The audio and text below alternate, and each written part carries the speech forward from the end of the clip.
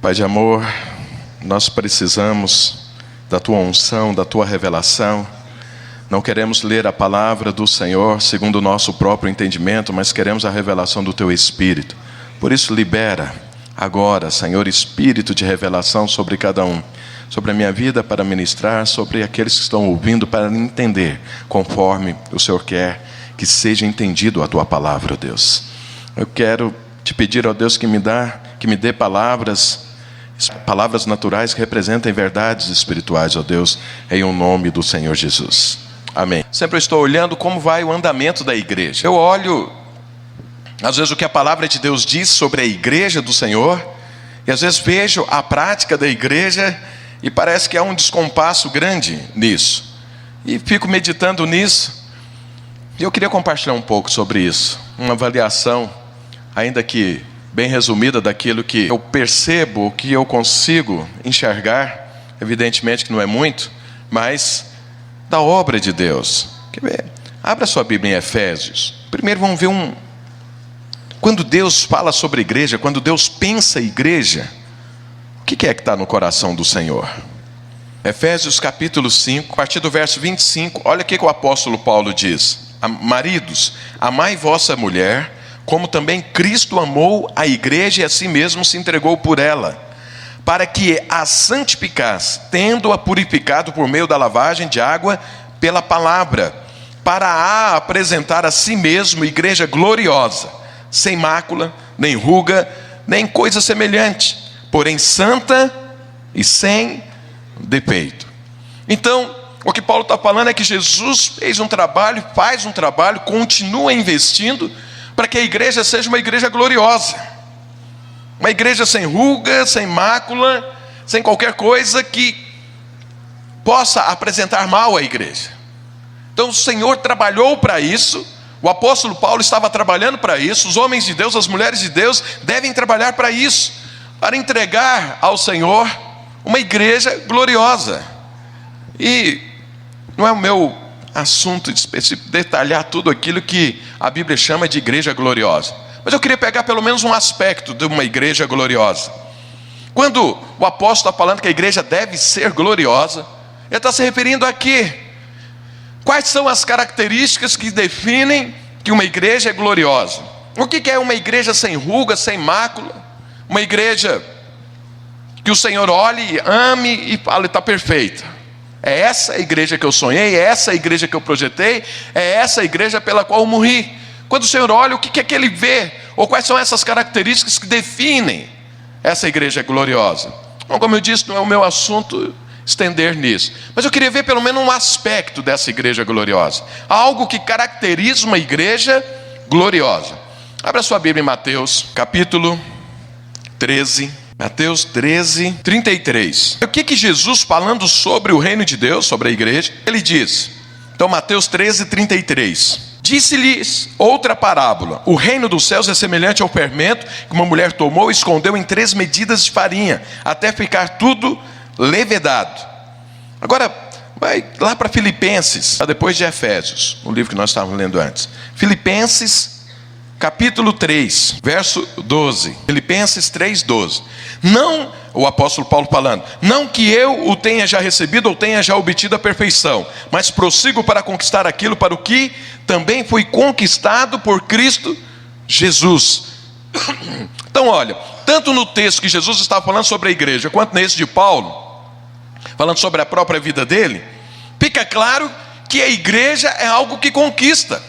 A igreja é um organismo vivo que conquista. Quando Jesus está falando que o reino dos céus é como colocar fermento numa massa e leveda tudo, ou seja, conquista tudo, influencia tudo, contamina tudo no sentido bom da palavra. Então esse é o reino, a igreja.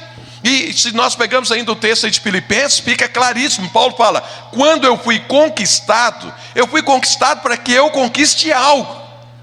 Há um propósito, há um alvo, há um estilo de vida, há uma forma de se viver, que é conquistando. Então a igreja, uma característica, e talvez uma das mais importantes de uma igreja gloriosa, é que ela conquista, que ela avança, que ela influencia. Medito um pouco em como vai a igreja, eu vejo que a igreja tem crescido em número, mas não em conquista. É diferente você crescer em número e você conquistar. E nós deveríamos ter as duas coisas. Deveríamos avançar em crescimento numérico, mas deveríamos também avançar em conquista. Em conquista de quê? Hoje, quando você avalia a igreja, você vê que nós talvez somos muito mais conquistados do que conquistadores. Se formos definir o que somos, eu diria que hoje nós somos uma igreja, e não estou se referindo única e exclusivamente a essa igreja específica, ainda que é a que mais eu tenho responsabilidade, mas é uma igreja que é influenciada pelo mundo. E deveria ser o contrário. Jesus diz, a igreja, o reino dos céus, onde ele chega, ele conquista, ele influencia, ele leveda. Ele não é levedado. É o contrário do que está acontecendo, o que deveria acontecer. Isso me angustia o coração. Então deixa eu te dar alguns exemplos. Nossas moda, que a igreja, que tanto homem quanto mulher veste, é uma moda gerada pela palavra de Deus, pelo Espírito Santo, ou é uma moda que nós importamos do mundo? O palavreado que usamos são palavras que vêm movidas e produzidas pelo Espírito Santo, ou é um linguajar que o mundo usa? Os nossos passeios, quando nós nos divertimos, nós temos passeios de diversão completamente cristã, ou aceitamos os passeios e a diversão do mundo e entramos nela? A forma como nós criamos os nossos filhos segundo a palavra de Deus ou segundo o que o mundo diz que deve ser? Isso é a favor da Bíblia ou isso é contra a Bíblia?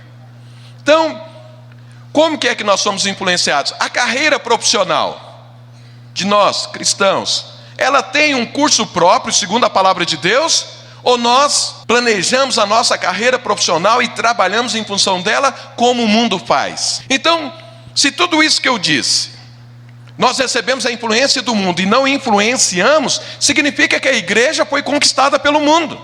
Porque eu quero falar para você o seguinte, segundo a palavra de Deus, tudo tem um padrão cristão.